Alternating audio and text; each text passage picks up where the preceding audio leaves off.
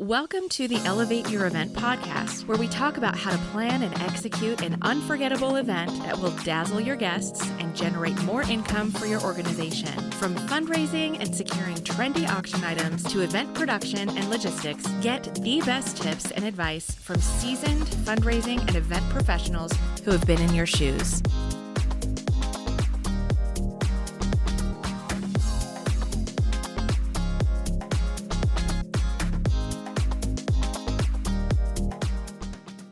Welcome back to the Elevate Your Event podcast, where we talk about all the many different ways that you can make your fundraising events better. And today in the studio, we have a special guest. We've got Shawn Olds from BoodleAi. Is that right? BoodleAi, yes. All right.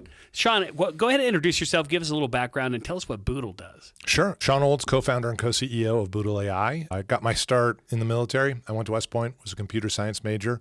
I won't take credit for our tech stack. The languages I programmed in, they now teach in the history of computers class. So, yeah, me too. I get it, yeah. So I have a wonderful tech team and development team. But did my time in the military, got out, went into building companies, and got the startup bug in the late 90s and continued that until September 11th happened. Went back into government service, did counterterrorism work with the government, mostly Southwest Asia and Africa, and then came back into building companies, both domestically and overseas. During that time, I also spent about 25 years building or working and serving on boards of nonprofits. And I jokingly say the genesis of Boodle, my co-founder, has a very similar path. And I jokingly say the genesis is that we were both lazy. We both got tired of beating our heads against the wall trying to raise money for nonprofits and wanted to find a way to make it more effective and more efficient. And so we wanted to develop a technology, specifically data science and machine learning, in an easily consumable manner for nonprofits. And I usually give this spiel on a Zoom that we've all been on for 3 years, but I equate it to Zoom. Most people have been on Zoom through the pandemic and using it more and more even afterwards. And I tell people all the time, I'll take a bet with you. I'll bet you that 90% of the people you've spoken to on Zoom could not explain to you how video over IP works. Yeah. And the reality is we wanted to do the same thing and the reason is because Zoom is made at the press of a button. Right? People don't need to learn that. We wanted to make machine learning the same thing. And so that's what we did. In the course of doing so and building our tech stack, we developed a few uniquities that we realized could be used by the commercial world as well. And so we've worked both with commercial and nonprofit clients to help them understand better how people consume and donate. That's awesome. And so as it might be no surprise to our audience, we're going to talk about AI today and artificial intelligence.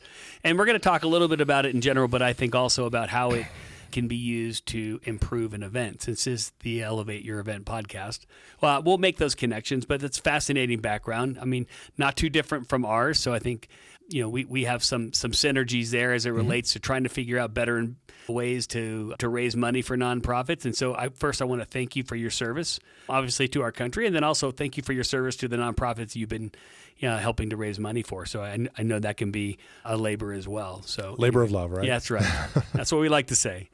But anyway, fabulous that you're in the studio with us today, because AI is one of those things that I think freaks a lot of us out, right? As you've probably heard in the news, there's a lot going on and people are starting to say, wait, that's creepy and cool all at the same time. And it probably is a little creepy and cool all at the same time, what you're going to be able to figure out. Mm-hmm. And some of the data, though, that obviously we've analyzed on the nonprofit side, the tools aren't necessarily new, right? I mean, so explain, like when we talk about, the wealth engines of the world or some of those other tools out there where I can give it a list of names and addresses and it comes back and gives me wealth information. Where does it go from there? What does AI do above and beyond that? Yeah, and I'm gonna address the first thing you talked about, the creepy part, because we've spent 6 years dealing with nonprofit people who thought, oh no, AI is going to take my job. We're actually thinking about a new tagline. Yes, AI is coming for your job, but only the boring parts. Sweet. So we've always advocated that the best team is the human machine team, because at the end of the day, AI can do in hours what might take a human weeks, if not months, of analytics work to do. But what the AI can't do is what we're really good at as humans, which is the fundraising portion, the ability to engage. Right. If you leave a machine to do a major gift fundraise and it identifies Mrs. Jones as a great major gift fundraiser and it makes that phone call, it's going to ask Mrs. Jones how she's doing. And then when she goes, oh, I've got to get out of here. My husband just had a car accident. Our son's got COVID. My daughter, Julie, just broke her leg. And I've got this board deck I got to prepare. The machine's going to say, okay, thank you very much, Mrs. Jones. Would you like to make a $5,000 donation today? Yeah. We as humans have the empathy to say, wow, is there anything we can do to be helpful right now? That development director is going to make a note in their calendar to call back a week from now and check in with Mrs. Jones, maybe a month from now to make sure everything's good. And then finally 2 months from now, when the household is settled, to make that ask. Yep. And so that human machine team can perform at a much higher rate than either the human or the machine could do alone.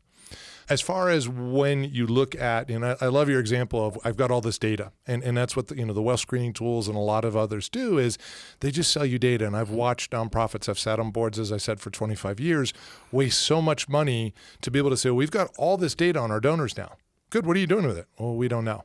Right. And what the AI does is it helps provide insights. You can build models. You can start to understand who individuals are. You can start to predict the very nature upon which they're going to do. It's not always sure that just because somebody's done something once that they're definitely going to do it again. I'm sure you're familiar with a statistic that's been in the nonprofit space circulating for about the past decade or so that 80% of first-time donors don't come back. Right? So you want to look at the 20% who do, and that's what we did at Boodle when we started 7 years ago is if we looked at the 20% who do come back, they come back because they have an affinity for the cause. And so what AI allows you to do is take literally billions of data points, combine them all together to start to understand a person's affinity. And that's not something an individual development director is going to have the time or necessarily the ability to do. Well, I think it's not what the wealth information is going to give you either, right? I mean, so I could say wealth screening data can tell you who's rich. It may not tell you who's generous. It's also not necessarily going to tell you, to your point, who has an affinity for your cause because it's not providing you some of that behavioral data that you can get from those individuals to say, hey, look, they've donated or people like these people have donated in similar industries or types of nonprofits and stuff, right? I think it's what you're getting at. Absolutely. Yeah, that's powerful.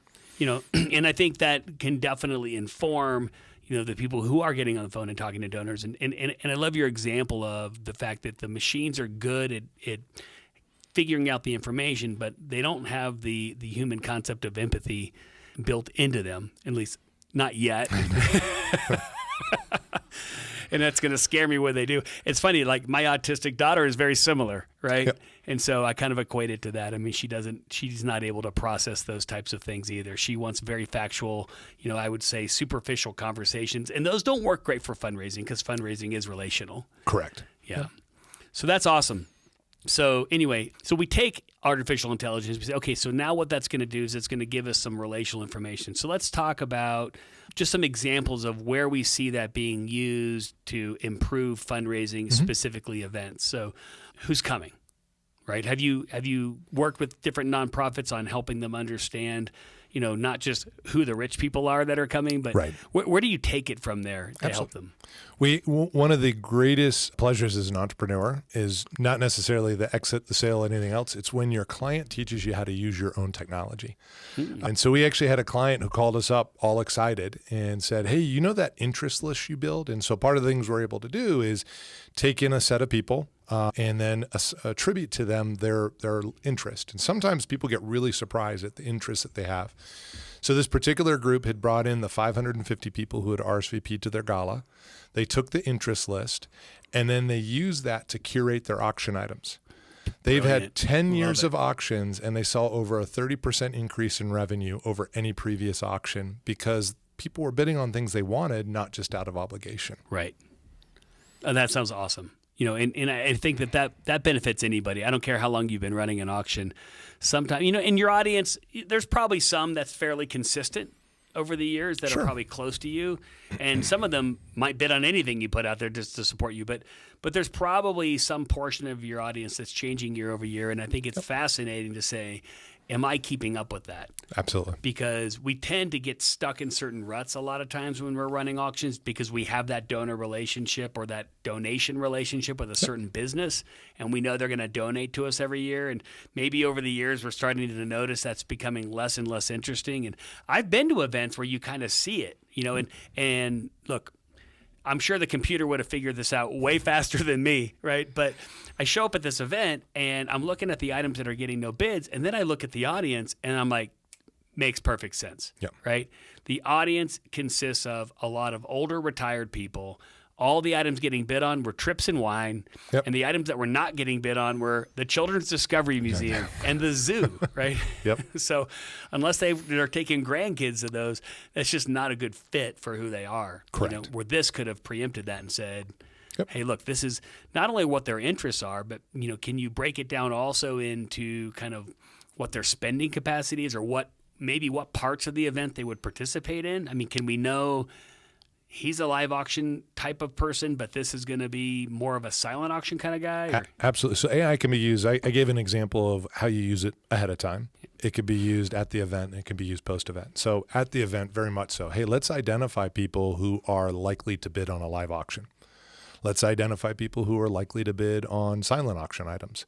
And even within, if you've got a large selection of silent auction, who's likely to bid on the sports stuff versus the wine stuff versus the kids stuff. Yeah. And now what you can do is targeted messaging. The development team at that point can say, let's make sure that Jane Smith knows about the sports tickets that are out there. She's a big hockey fan, and this is hockey's a big interest of her. So let's make sure she knows that. And so you, instead of just mass blasting, here's everything in our silent auction, you can start to target certain individuals, making sure that they're getting what's going to be an interest to them and draw them into the silent auction. This podcast is powered by Handbid, mobile bidding and auction software that makes every event a smash. Visit handbid.com to learn more and schedule your free demo today.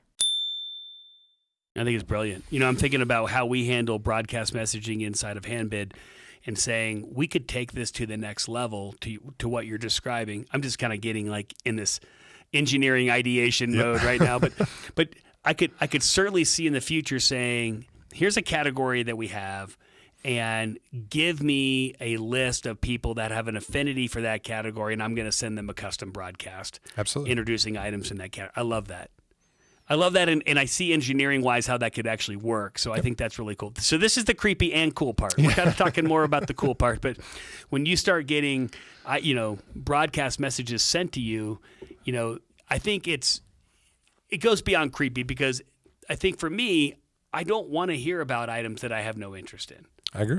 Right?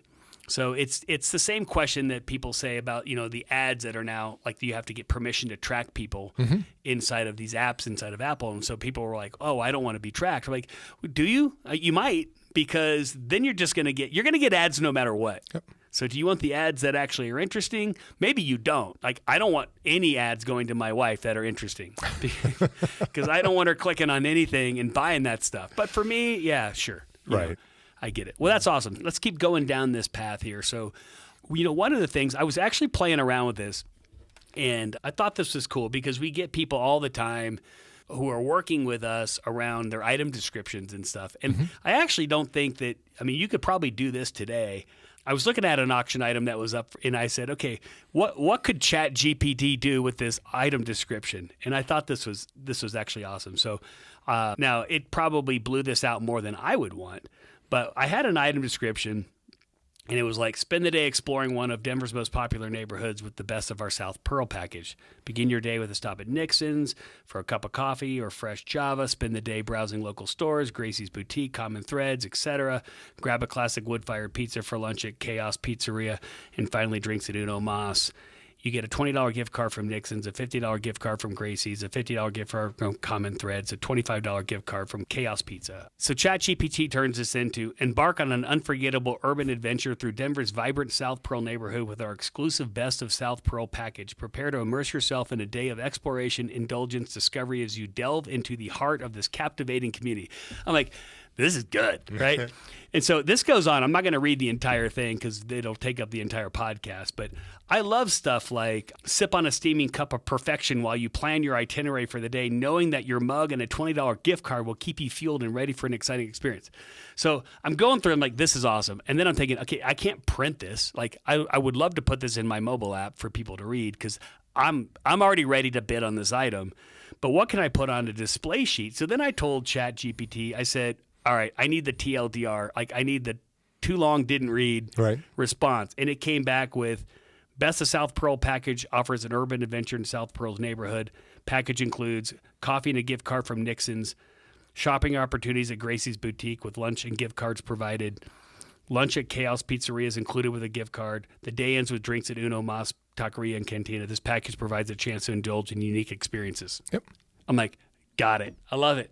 So look, for people who just dread writing these item descriptions, this started with a very, I would say, okay written, but not greatly written paragraph. Yep.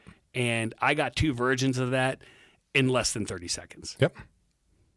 Generative AI is an amazing technology. It really is, yeah. And it's. I mean, you look at the adoption rate. Yeah. The telephone took 75 years to get 100 million users. ChatGPT took 2 months to get 100 million users. Yeah. It blew any other previous technology out of the water. I was in the nonprofit space is known for not being quick at technology adoption. I was at the AFPI conference in April. Mm-hmm. There was out of, 60, 70 sessions, there was one on ChatGPT. I went into it figuring it'd be empty. There were 300 seats. It was standing room only. And whenever I give speeches on AI within the nonprofit community, I always start first 30 seconds. How many of you have used AI this week? And before ChatGPT, less than half the hands in the room would go up. I go, okay, for all of you who don't have your hands up, how many of you use Netflix? How many use Google Maps? How many of you, like, people don't realize AI is in their life every single day. Right. It's there, right? They just didn't realize it. At this conference, the speaker on the ChatGPT session asked the very similar question. How many of you have used ChatGPT? In a room of people who are usually tech folks and slow adopters, over 90% of the hands went up. That's amazing. ChatGPT, generative AI, is a very easy to use technology, and people can figure out how to get it into their workflows and what they do. Just your example, hey, I've got to write 10 item descriptions. That's usually going to take me a few hours. Now I can have it done in about an hour, and it's probably going to do a better job than I do. Right. Now, you still need the human machine team. Right. I don't know if you saw the news article last week, the lawyer who will probably no longer be a lawyer much longer, yes, who used ChatGPT to cite a bunch of cases that actually didn't exist and then submitted them in court. And he didn't vet it. He just took exactly what ChatGPT gave him, took it as gospel, and put it out there. Yeah, and I've read some of the stuff it writes, and you have to correct it from time. Absolutely. Yeah, so I definitely understand that. What are some other things that nonprofits need to know about the risks of using ChatGPT? Outside of making sure you just don't cut and paste, one of the other big things is you don't know where your data is. If you're putting data in, if you're putting any information in about your donors, about anything in your nonprofit, it's owned by the generative AI, and they can do what they want. OpenAI after using people's data to train, they've made a statement since that they're not going to do it anymore. But there are, at last count, about 100 LLMs out there, and those assurances aren't out there with all of them yet. Okay. So just for our audience, can you define what an LLM is? Sorry, large language model. They have been around since about 2017, I think, was when the first one started in development. And what makes them unique is you can't just decide, I'm going to start an LLM company and have one up and running in a few months. These models take in vast amounts of data, all unstructured data, and bring it in and are able to just assimilate it. And in doing so, be able to give very defined responses back to people. And so that's why when you look at like OpenAI, which ChatGPT is built upon, it will talk about ChatGPT-4, how many data points it has used to build that out. And I think the last one I just saw launched was over 1 trillion. That's the new record. And so when you've got that much knowledge for it to pull from, it can produce amazing responses very, very quickly. But all of the LLMs right now do something called hallucinating, which we as humans sometimes do too, right?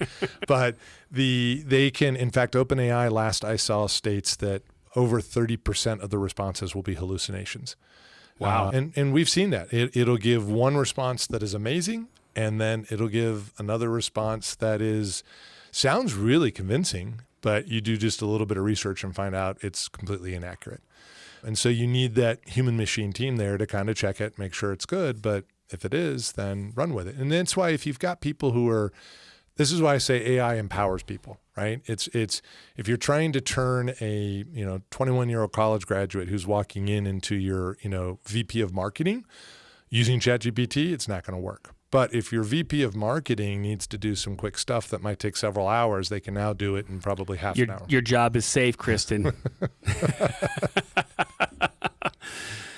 No, I get it. I mean, it definitely can speed things up. And I think it also can be a good starting point for some of the things that people want to do. So I would still go back through these item descriptions and even though the TLDR response, I'd throw back in the values. Right. I mean, it pulled out the fact that it's a $50 gift card. I think that's kind of helpful. Yep. But, I think it's a good basis to do things, around item descriptions or maybe even donor emails and responses. Right. And sometimes I'm just curious, our staff uses Grammarly too, and Grammarly has an AI engine built into it now called Grammarly Go. And it's funny because you could do something very simple, like write an email and then you could say, make it better. And I would say 60% of the time it's better. Sometimes it's just rewritten what you just said. Yep. But what's funny is when you say, they have an option that says, write an apology email. And of course, I'm thinking okay, you have to give it what you want to apologize for. Right. But it's fascinating sometimes what these things come up with because they definitely, I like that sense. I'm going to use that. I'm definitely not using the next one. So, but I think, in terms of donor correspondence, whether you're writing that invite email and you're trying to really incentivize people to come to your event, yep. How do I love those, right? I've written my invitation and now I'm just going to literally inside of the editor in Handbid, I'm going to hit Grammarly and say, make this more compelling. Yep. I could tell it that. And then all of a sudden it's rewriting. I'm like, yes, I like this. Right. But now the step further you can do, think about an event. Right now, when you try and convince someone to come to your event, you're writing one generic letter that's going to go out to hundreds of people, thousands of people that you're going to try and invent. We created BoodleGPT, which is a middle layer AI company. Sam Altman, who founded OpenAI, when he was talking to Reid Hoffman, mentioned that the next generation of companies are going to be middle layer AI companies, companies that have proprietary data, proprietary insights that they can sit on top of an LLM that then allow them to give deeper insights into an industry or a vertical.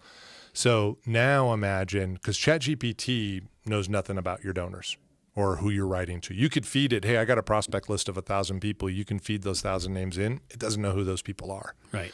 With BoodleGPT, because of the identity resolution engine that we've built into it, we can identify who those people are in the real world. Then we can match them to the 35 billion insights we have. Now, with the speed of generative AI, you can ask it to write letters to invite people based on their individual interests. So all of a sudden, it can write 1,000 letters for you in no time at all, but very specific to each individual's interest. So if you are, and you could feed it in, hey, by the way, these are my auction items. So now it can write towards that person's interest and highlight Jane's interest in hockey and Bob's interest in wine and be able to pique their interest even further rather than just one generic letter. That is cool. That is really cool. And I think what it does, to your point, is it's really going to drive a higher conversion if you're able to do that, to get people interested in what you're doing. Correct. Have you seen it used even in terms of how you would even organize a mobile bidding interface? Or have you thought about how that could work where based on who you are logged in, I could resort and show items in a certain order, I would think. If the engineering was done on the front end, it absolutely could be done that way, where hey, this individual shares these interests. We're going to pop these items up in front of them. Absolutely. You still give them the opportunity, of course, to look at the entire suite, but why not draw them in with what's going to be most interesting to them? Yeah. I mean, I think even just sorting the categories that way. Absolutely. Yep. I love it. This is so exciting. You know what I think we should use this for? Getting auction items. There you go. True. Good point. Talk about the job that people don't want. And I think if the people on this phone are involved in building and doing silent auctions, they're probably saying, I remember what Shawn said at the beginning of this, that they're going to, eliminate the parts of my job I don't want. That's right. Probably part of the job they don't want. They don't want. But I will tell you another way they can use AI is in understanding the people who are there. Now, if you can show that, hey, I'm bringing 550 people to my gala and they have a high interest in jewelry, now you can go to a jewelry provider in the area and show them, hey, here are the people who are attending. Here's their disposable income. Basically, I'm showing you your market. Yeah. Would you like to donate an item and have a lot of advertising in front of your market? So now it's not just, hey, will you give to us because we're a charity and you have no idea who's coming to our event and they may be buying your item at a huge discount. Right. It's now I'm putting you in front of your target market who will potentially come see you. Yeah. I love it. And I think that you couple that with some AI assistance in how you actually deliver that message, because some people are comfortable cold calling and kind of getting on the phone and asking, and some people aren't. Right. But to take that person on your team, because I think everybody has one, and you cling on to that person on your auction team who just, I don't know what it is, but she gets everything. Right. Right? Because she's not afraid to ask in most cases. And so, they're the ones that are always emailing saying, I got a donation from this place. It's coming in the mail. I'm thinking, how do you get all this stuff? Take that person. And whether it's a series of emails that are going out or it's a series of phone calls that get AI generated, how cool would that be? Because once you've kind of gotten, to your point, like all that information down, like, hey, we're having 550 people come.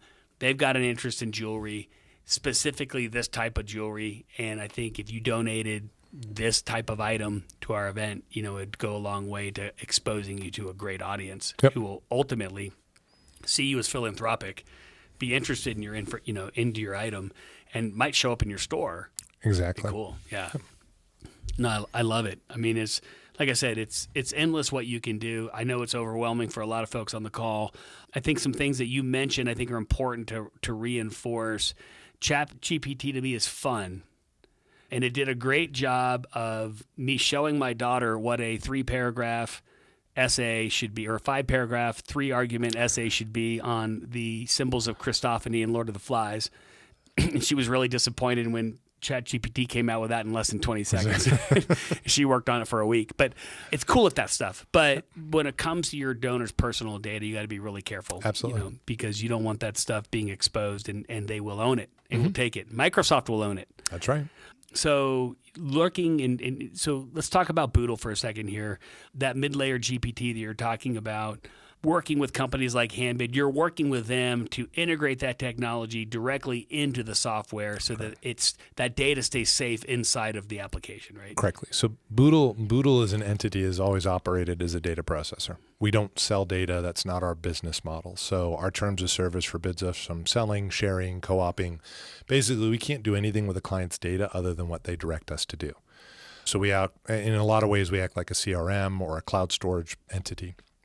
Because of that, because that's the way we built, what we realized when we started interacting with generative AI is we could actually act as a safeguard for organizations. So by building Boodle GPT, we can do everything with the data inside our application layer and simply use the generative AI in helping us generate the response that the user needs, but never actually putting any of their data into the foundational LLM we may be using. And we may switch off of ChatGPT at some point and go to Bard or Anthropic or one of the other ones that are out there if they become better suited for the nonprofit space.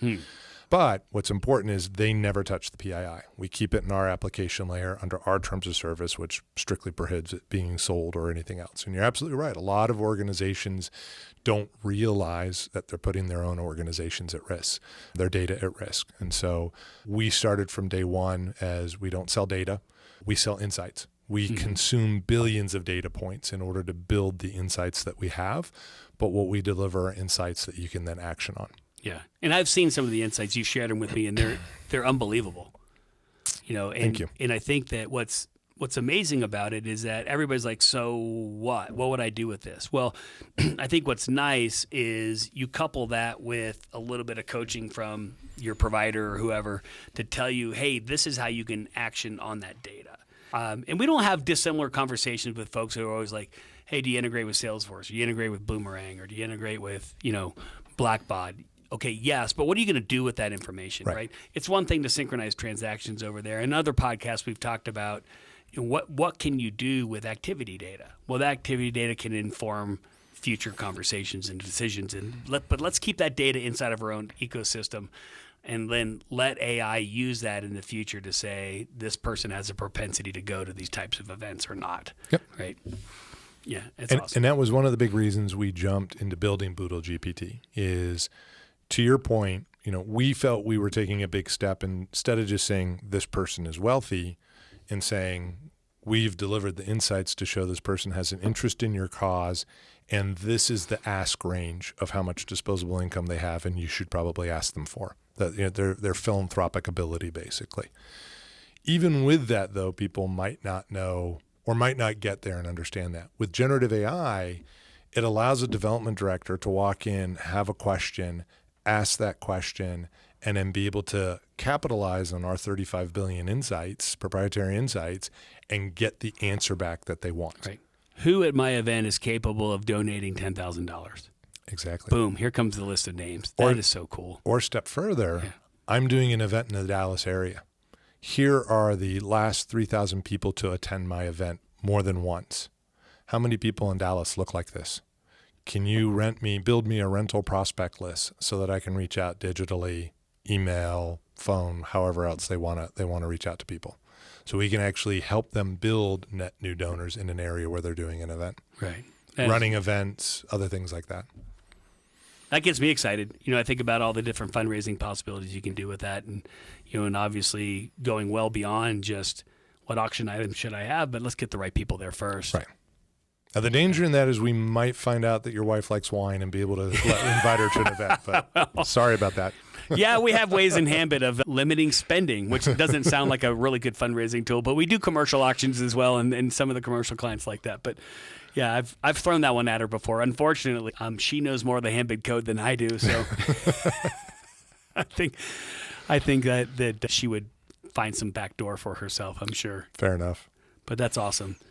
Well, this has been I would say, enlightening for me, hopefully for the audience, just, kind of what's coming, right? I would say kind of what's on the horizon, and it's coming here faster than any other technology I've seen in a while. I mean, even as fast as mobile took over the internet, and that technology is still, it's been 10, 12 years to really get full adoption. This is going to go much faster than that, I think, and that's... It absolutely is, and the only thing I would say is don't be scared by it. It's now easier to use, as demonstrated by the adoption that's already happened. And the neat thing about it is in the generative interface that it has, people can do everything from their job to, settle a debate with their office mate on who was the highest score on the 1985 Celtics team. Yes. It does a wide variety of things. It doesn't just have to help you at work. It can help you in a variety of other areas. It does. The other day, it was funny. I was like, what can I get out of AI for cooking? I like to cook on the side. And so I said, all right, I've got 4 Roma tomatoes. I got a yellow onion, a white onion. I gave it a list of ingredients. And I said, amazing. Yeah. I said, give me an Asian recipe, an Italian recipe, and I think a Mexican recipe. And it did. Yep. Yeah. It's phenomenal. Yeah. You would have spent hours on Google trying to find that. Yeah. Now, it didn't tell me which ones were the best, but and it wasn't going to cook them for you. It wasn't going to. That's next, I'm sure. There is this device. It's funny. I have a friend, and he's from Poland. Apparently, these are really popular in Europe, and I forget what they're called, but it's literally like the entire machine cooks everything. You just dump all the ingredients in, and you hit a button, and it cooks it. And I said, part of the enjoyment is cooking, right? And so if you're a writer, part of the enjoyment's writing, yes, right? And if you're a salesperson or you're a fundraiser, part of the enjoyment is talking to people, right? So you don't want to give that part up, but obviously use the technology in ways that makes it easier. Well, thanks for coming on today. Thank you so much for having me. And I'm sure we'll have you. I'd love to have you on again in the future. We talk about where things are going, but I'm sure we're going to get lots of questions from our audience. And gosh, how do I leverage this technology? So if that's the case, reach out to us, and we'll start connecting you with ways that you can leverage AI in fundraising, and and connect you with Boodle if we need to do that. And we'll start building more of this insights into our own platform. Obviously, we look forward to working with you on it. We'll wrap this podcast up. Thanks for listening to Elevate Your Event podcast. If you like this podcast, please give us a 5-star review and share it. Share with people that you think could benefit from the information we're sharing.